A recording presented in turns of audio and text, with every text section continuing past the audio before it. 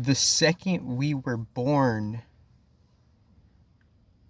abridged to simultaneously whatever we're understanding, grounding, moving, and settling and accepting what we're newly re-identifying, re-recognizing for what the neutrino ocean is. Because the neutrino ocean, that could, you could write books about that, right? There could be so, like, because it's like everything's encased in that. So there's going to be like infinite descriptions about like the neutrino ocean, but just kind of breaking down the properties of a neutrino ocean, how like if the neutrino ocean could be everything, within like the chaos, the macro chaos and the macro order, and the different relationships with its shadows and new creations thereof, then the neutrino ocean like somehow simultaneously has infinite chaos and infinite order. So if the neutrino ocean has that, it's so advanced with like the quote unquote seeming full infinite layers of how like we're a product of that, encased, advanced in a unique human physiological equation formulation configuration for us to even be human. Because you have to ask, like, how did the human get specifically miracularized? Like, how did the miracle really come to be for the human to be put together? And that was like 2 years ago, like with profound depth, where the installation is hidden. It's a secret, and within the secret, it takes deep, multi-layered resonance for you to really build the relationship with something, because everybody is a gatekeeper to themselves. Everybody is a key, and everybody is a door, and everybody is hinges, and everybody is their own floor to themselves. This is the floor plan, how we're trying to define simply, you know, instate what we are, not necessarily any type of rebellion, just kind of like non-conformist, reading between like, the nuanced energy lines of like what makes certain planets be certain themes, and how do we forget that it's just one God, supposedly, right?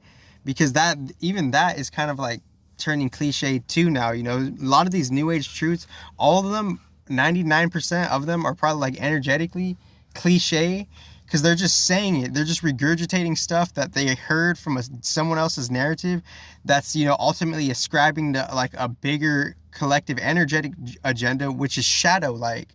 And there's a duality within the shadow, which I keep explaining. And within the duality of the shadow, there's like, we could use the dark energy as with good or bad, or like, clarity, or, distorted non-clarity. And then from that grows your particular shadow, your particular space of your, of how there's a part of you, the Atman part of you reflects through the shadow, and it creates the character, because the character is, reciting upon the layers before it, and the layers before it, they're more somehow pointing closer towards the inner truth. So there's like, so for us to be born right when we're born, like the snapshot second of right when we're born within this particular solar system, like having this solar system, knowing it is different from other places we have no idea about within the super universe, because like everything is in the neutrino ocean, but they're just like, there's like certain fixed cardinal and mutable elements that are not subject just to the four, maybe like 11 elements, something around that nature respectively. But that's not the point right now. It's like there's many different elements that have their own singularized, individualized channel of its being, like the air and the earth and all the concrete and all the steel. They're taking upon like some inner exchanged in between channel of how they're kind of like more or less inside of each other, because one's ultimately inside of each other. Earth is ultimately inside wind, because at the same time, within whatever within whatever radius of a globe, of a sphere that we're residing in, whatever like globe that we're in, it ultimately is interceding and interrelating with other elements aside from it, having sharing and like having a neutral energetic harmony of just the elements being with each other. You know, the air and the earth are right here together, you know. And I've been like doing a lot of sprinting, so that sprinting is coming in too. So I shouldn't be telling my, you know, my regime in this thing. But, you know, I've been sprinting a lot, so that's why my voice could be kind of hoarse. And I'm like setting my sights on grounding, obviously. Grounding with clearing the chemical skies and seeing just the standard, subtle, nuanced, you know, higher energetic laws, higher laws that are ultimately, you know, changing everything from a different route and clearing that on a crazy level. Because if there's a certain magnitude of light coming in this solar system from a different galaxy, then everybody's forced to change spiritually, energetically, because the spiritual energetic previously, that's the climate we're responding to. That's the original cause to the effect. That's why energetically, spiritually, there is no free will, because we're just responding to a higher cause that has already made its decision on how everything is moving in a different infinite tandem. That's one reason why we don't have free will, because I'm for both. I'm for both the argument where we do and we don't have it, but that was a side note, you know, and not to be too side notey over here and subtexty over here and, you know, sub fruly over here and, you know, inserty over here. The neutrino ocean is, you know, so advanced within the different infinite solar systems it has inhabited within itself. And you could say there's infinite solar systems in different contexts, same that are like, you know, replicants that are like the same timeline model format as this timeline, and then other different timeline model formats, because there's different natures and fashions of time. And the different natures and fashions of time is like, how long was this happening? You know, how many versions of it are there? And is there something like similar to this, but that is not this, you know? How long has this been happening? And if it's not a matter as like how many times did it happen? Or how many versions did it happen? And I wrote that note like super days ago, and I probably wrote that like respective like in 2012, just casually, because like maybe, but that's not the point right now. But like, what I'm trying to say is like, I was like on to something of like how to like, you know, debunk time. And time is just kind of just a component to the neutrino ocean, because time is not necessarily everything, or the bottom up time, and how we're using time as a bottom up construct. It's not necessarily working how it could work in other ways, because if there's other places, then it's gonna have its own radiance, magnitude, diameter of its own circular, cyclical, you know, circumambulatable, you know, angularistical, circular motion. The motion will be circular within the radius of the plate that it's in, or the bowl it's in, or the globe bowl, the multi-globe bowl that it's in. And within the radius of that, it's going to have a different configuration of what it's defining itself from its own perspective, the deepest, highest witness of what the top-down perception is, in how like on a material, spiritual material level, there is like some type of higher spiritual hierarchy.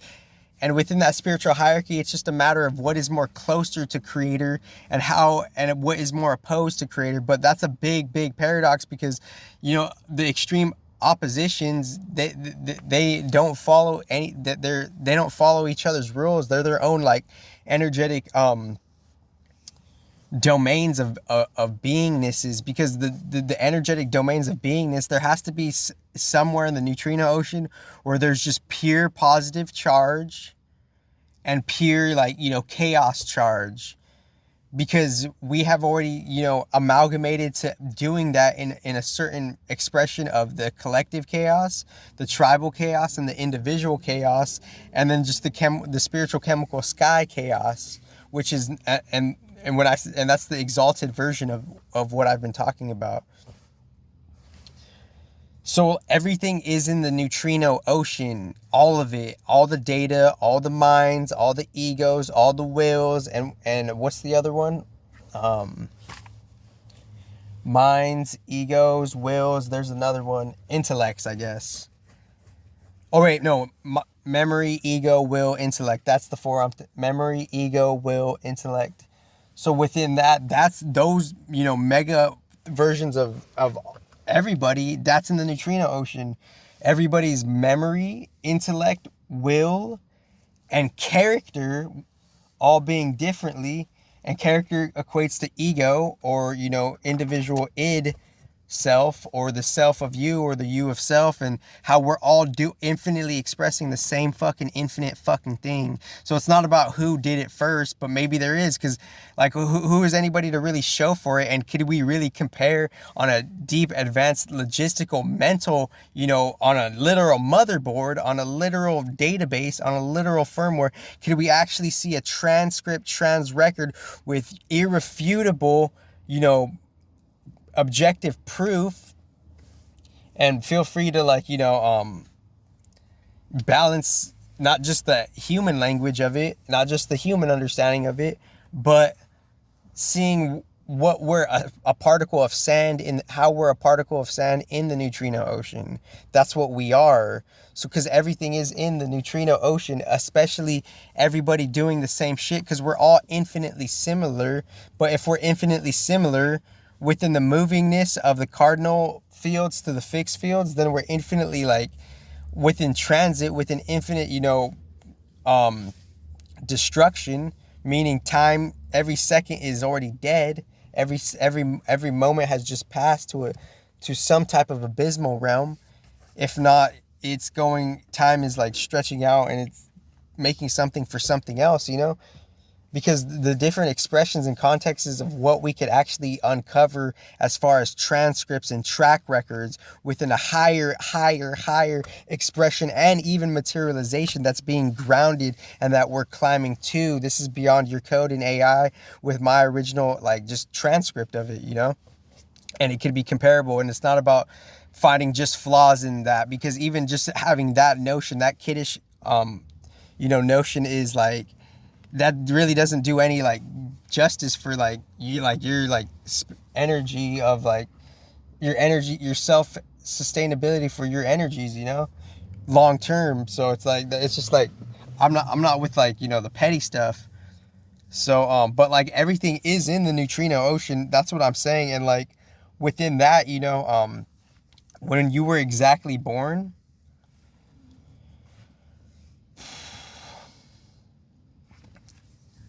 you were projected upon within the construct that we're in, within the logistics and the data analytics and the other, esoteric statistics of what we're in as far as a solar system, how that solar system has its own secret foundations, what we're in as a planetary sphere, and this planetary sphere having different context relationships, different relationship contexts to all the other planets, because all the other planets, they could be a material place, they could be a material emanation, they could be a material psychology, and they could be that spiritually as well, and then that in motion, the third final mutable, mode of elemental expression, mutable change, infinite change coming from the macro, the macro fusion and the macro inner exchange and the macro inner percolation and combustion,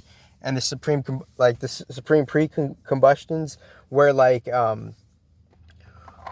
where the mutable is just kind of it's a whole new character. It's a main part of us, how we have a mutable aspect within all that we do infinitely, within the different quote unquote infinite elements. But infinite could be capped depending on the context that we're talking about, because we're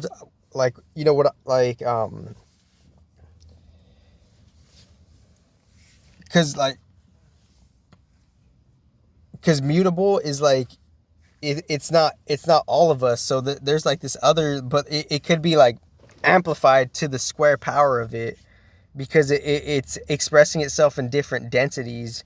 So within that, we're micro seeds of all these expressions, and us being the micro seeds right when we're born, right when we're the snapshot of when we were born, within the different major layer faculty construct facets within the different facet layers of the construct of when we were born at the snap of a finger.